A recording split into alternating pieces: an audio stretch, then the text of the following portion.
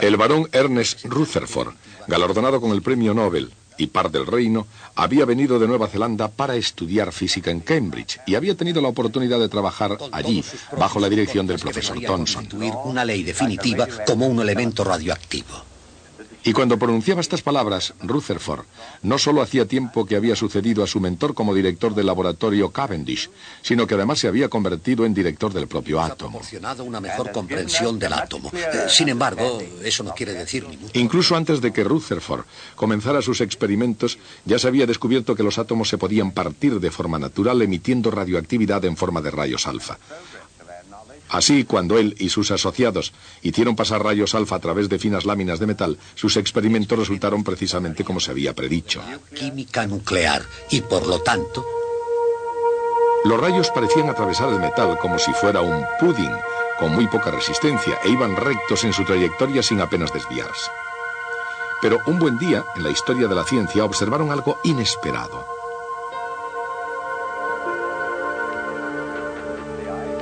El suceso más increíble que me ha ocurrido en toda mi vida, declaraba Rutherford después del hecho. Fue algo casi tan increíble como si al disparar un proyectil de 15 pulgadas contra un papel de seda se volviera y le diera al que disparó. Lo increíble era que algunos de los rayos alfa, en vez de seguir su camino a través del metal, rebotaban hacia atrás. Rutherford se dio cuenta de que, contrariamente al modelo de Thomson, toda la carga positiva del átomo concentrada tendría que estar dentro de un pequeño núcleo. Y por ese motivo, con toda la carga positiva concentrada en una región muy pequeña, la fuerza eléctrica en su proximidad sería suficientemente grande como para repeler, o al menos desviar, una partícula energética alfa que se acercase lo suficiente. Además, si el núcleo contenía la mayor parte de la masa del átomo, repelería la ocasional partícula alfa sin retroceder demasiado.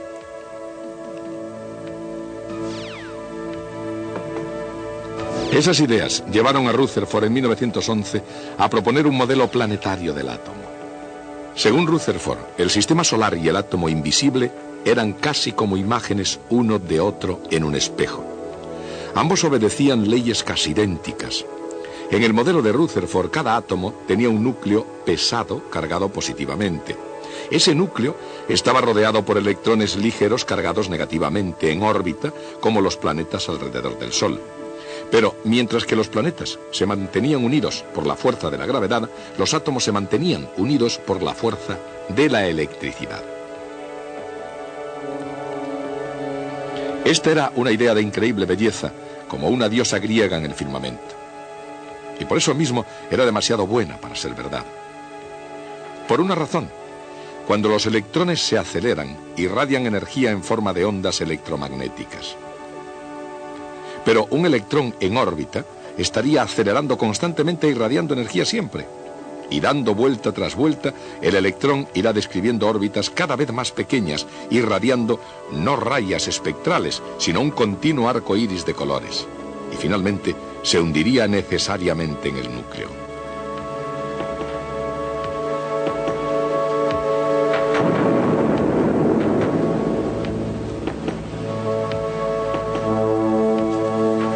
El doctor Rutherford había obedecido las leyes de Newton y Maxwell, y esas mismas leyes fueron la ruina de su modelo de átomo planetario. Lo que necesitaba era un paso aún más audaz, y el camino se iluminaría con un descubrimiento sobre la luz que se había hecho precisamente unos pocos años antes. En 1900, un físico alemán arrojó luz sobre el espectro emitido por un cuerpo sólido caliente. Su nombre, Max Planck.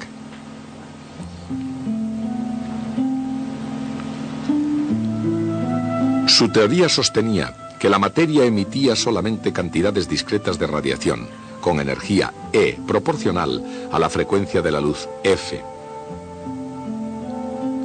Algo asombroso en la teoría del doctor Planck era la cantidad H, que llegó a ser una nueva constante fundamental de la naturaleza, llamada constante de Planck. Y era asombroso, porque en la teoría de Maxwell, la energía de la luz depende de su intensidad, no de su frecuencia. Pero quizás lo más asombroso de todo fuera el hecho de que el joven Niels Bohr tomara la fórmula de Planck y la utilizará para crear un modelo del átomo de hidrógeno. Bohr suponía que el electrón del modelo de Rutherford del átomo podría existir en ciertas órbitas especiales sin irradiar energía. Continuó suponiendo que se emitiría o se absorbería radiación a la frecuencia dada por la fórmula de Planck cada vez que un electrón saltara de una de esas órbitas a otra. Bohr no podía decir por qué existirían tales órbitas especiales, pero sabía que sin ellas no había esperanza de poder explicar las rayas del espectro. Y sabía también que, adoptando esas órbitas especiales, estaba dando pasos más allá de la física de Newton y Maxwell, hacia lo desconocido. Pero quedaba todavía un problema. ¿Qué podría ser lo que determinara los tamaños de esas órbitas especiales? Ensayó varias hipótesis, pero la que escogió equivale a lo siguiente. Cada órbita tendría un momento cinético diferente. Y como da la casualidad que la constante de Planck tiene unidades de momento cinético, ¿podría ser que las órbitas permitidas tuvieran momentos cinéticos dados por la constante de Planck? Pues bien, casi. De hecho, los momentos cinéticos son múltiplos de h dividido por 2pi, una combinación a la que se ha dado su propio símbolo, h con barra. Así, en el modelo de Niels Bohr del átomo de hidrógeno, la órbita más baja tiene un momento cinético h con barra. La órbita siguiente tiene 2h con barra.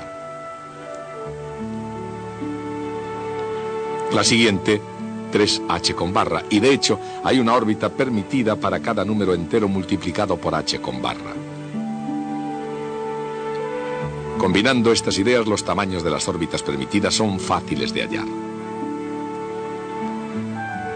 El radio de cada órbita es proporcional al cuadrado del número entero n. El radio de la órbita menor, con n igual a 1, daría el tamaño natural de un átomo de hidrógeno en términos de las constantes fundamentales de física. Su valor resultó ser aproximadamente medio ángstrom. Este número era pequeño, pero su valor en la física fue incomparablemente enorme. Hasta entonces, el tamaño de un átomo podía haber sido cualquier cosa. Pero ahora, si las atrevidas suposiciones de Bohr eran correctas, el tamaño de un átomo podría considerarse como una combinación de las constantes fundamentales de la naturaleza. Pero para Niels Bohr, eso era solo el comienzo. Ahora estaba preparado para calcular las frecuencias precisas de las rayas del espectro del hidrógeno. Cada frecuencia sería el resultado de un salto cuántico. Es decir, que el átomo emitiría o absorbería luz solamente cuando los electrones saltaran de una órbita permitida a otra.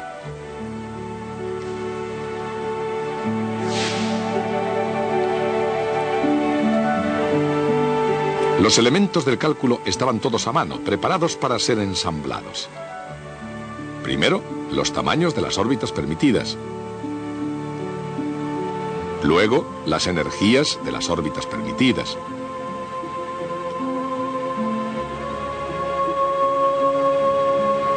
Y finalmente, la energía de un salto entre órbitas.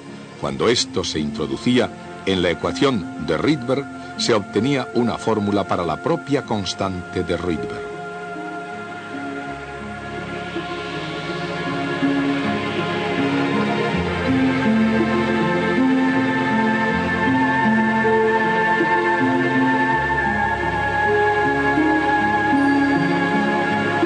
Sus componentes eran una vez más constantes fundamentales de la física. Y cuando estuvieron todas ensambladas, dieron como fruto una predicción que se pudo confrontar experimentalmente. La coincidencia entre el modelo de Niels Bohr y las mediciones experimentales fueron más que asombrosas.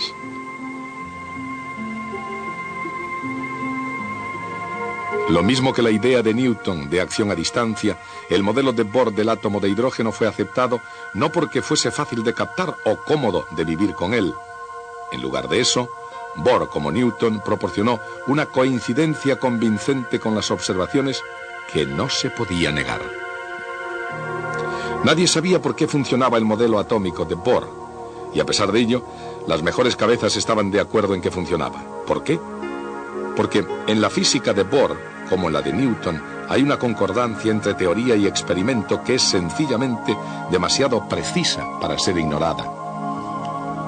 Niels Bohr tomó la vieja física y con su profunda visión del interior del átomo la impulsó directamente al futuro.